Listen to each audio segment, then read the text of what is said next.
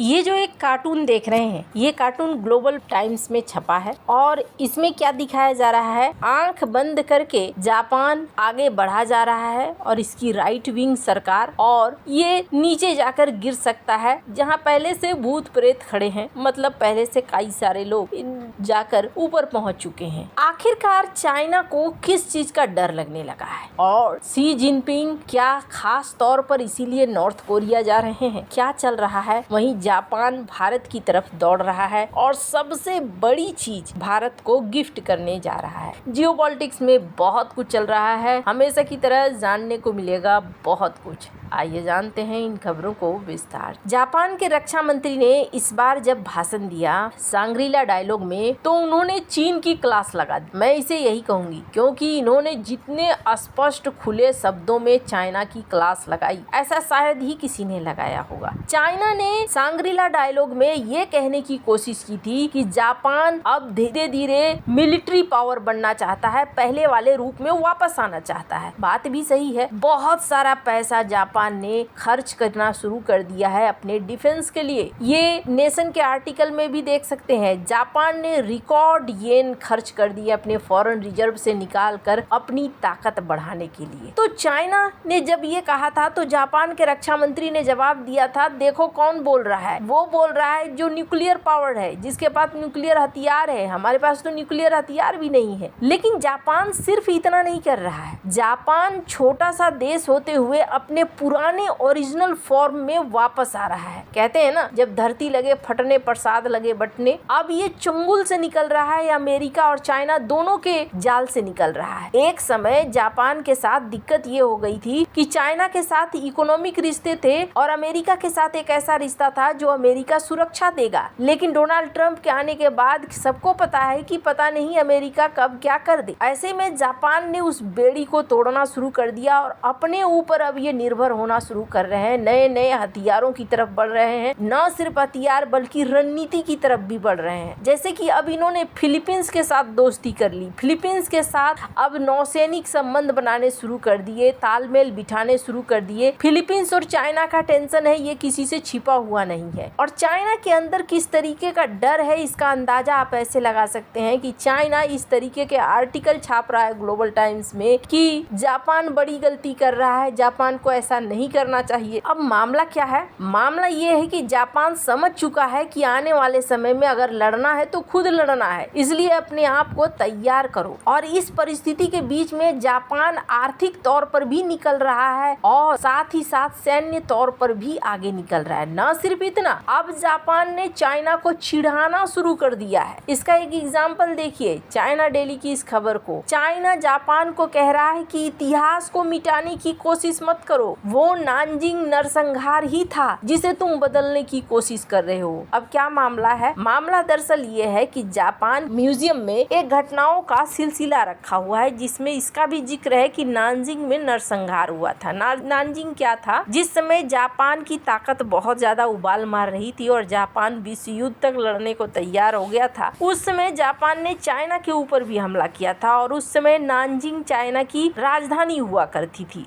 जहाँ बड़ी संख्या में लोग मारे गए थे। कहा जाता है कि लाखों लोग मारे गए थे उसमें और कई तरह के अत्याचार हुए थे। जापान ने बहुत ज्यादा कोहराम मचाया था और उस कोहराम को चाइना भूला नहीं है। आज भी अपने देश के अंदर चाइना लोगों को याद दिलाता है, अपने बच्चों को याद दिलाता है। अगर आप देखेंगे तो चाइनीज बच्चों में, चाइनीज लोगों में गुस्सा है जापान के प्रति, रोष है उस समय के नरसंहार को लेकर। तो जापान के म्यूजियम में भी इस नरसंहार का जिक्र था, लेकिन अब जापान ये फैसला ले रहा है कि नहीं, हम उस चीज को नरसंहार नहीं लिखेंगे, हम उस चीज को लिखेंगे एक घटना थी। अब इसके नाम से ही चाइना के अंदर गुस्सा आना शुरू हो गया है कि तुम उसे घटना बता रहे हो, इतनी बड़ी बात हो गई और तुम उसे घटना कह रहे हो, ये घटना नहीं है, तुम इतिहास के साथ खेल रहे हो, ऐसा करने का तुम्हें हक नहीं है। अब जापान सिर्फ यही नहीं कर रहा है, इंडो पैसिफिक महत्वपूर्ण है अमेरिका के लिए भी। लेकिन अमेरिका का जो डोनाल्ड ट्रंप का फॉर्मूला है, डोनाल्ड ट्रंप का फॉर्मूला अब कुछ ऐसा है कि चाइना से अगर भिड़ना है तो तुम लोग आगे आओ और मैं तुम्हें पीछे से बैक बैकअप दूंगा, पैसे दूंगा। अब ऐसा कैसे? स्क्रीन पर एक आर्टिकल देखिए। इंडो पैसिफिक में अब अमेरिका की वित्तीय संस्था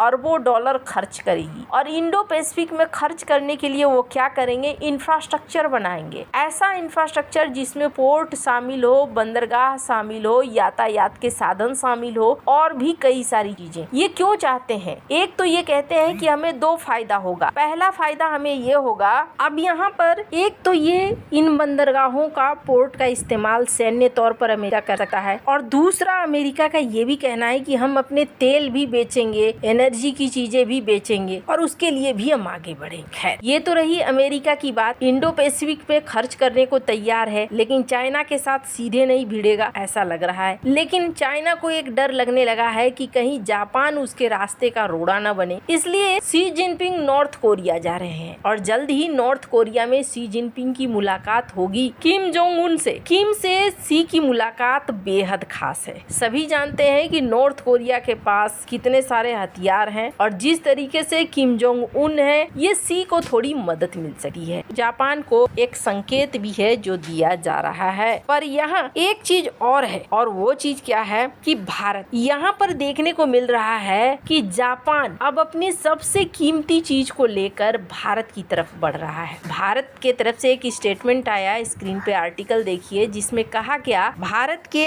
आत्मनिर्भर प्लान में एक बड़ा हिस्सा जापान का होने वाला है। यानी जापान एक बड़ा रोल अपनाने वाला है भारत के आत्मनिर्भर प्लान पे। ये यूं ही नहीं कहा जा रहा है। अगले मंथ उनकी पीएम भारत आ रही है, पर उससे पहले जापान भारत के साथ कैसे एग्रीमेंट करना चाहता है वो देखिए। चाइनीज रोबोटिक्स स्टार्टअप भारत के अंदर मैन्युफैक्चरिंग पार्टनर ढूंढ रहे हैं। यानी ये चाह रहे हैं कि रोबोटिक्स में भारत उनका साथ दे। ये भारत के लिए ना बहुत ही पॉजिटिव खबर है। रोबोटिक्स जो आने वाले समय में एक महत्वपूर्ण भूमिका निभाने वाला है, डिफेंस से लेकर मैन्युफैक्चरिंग तक कई क्षेत्रों में। ऐसे में रोबोटिक्स और जापान और भारत का एक साथ आना ये बहुत ही बढ़िया बात है और भारत के लिए ये सोने पे सुहागा जैसा है। आप सोच सकते हैं कि भारत की इकोनॉमी किस जगह पहुंच जाएगी इस तरीके के जापान के सहयोग के साथ। वैसे जापान के अंदर भी एक डर है, और डर क्या है? डर ये है कि जापान के कई एक्सपर्ट मानते हैं कि हमें किसी भी तरीके से एआई के मामले में और भी कई मामले में हमें आना होगा साथ और आगे बढ़ना होगा। अगर हम आगे नहीं बढ़ेंगे तो फिर हम कॉलोनी बनकर रह जाएंगे, उससे ज्यादा कुछ नहीं होगा। ऐसे में जापान को भारत की तरफ आते हुए देखा जा रहा है। हालांकि ये भारत के लिए भी बहुत अच्छी बात है कि जापान जैसा सहयोगी भारत के साथ आ रहा है। मैंने पहले भी कई बार कहा है, एक समय आएगा जब जापान और भारत आपको एक साथ नजर आएंगे। जापान, भारत, इजराइल, रूस। वैसे आपको क्या लगता है? इन सब मामले में आपकी क्या राय है? कमेंट कर जरूर बताएं। जल्द मिलते हैं अगले वीडियो में नई खबर के साथ।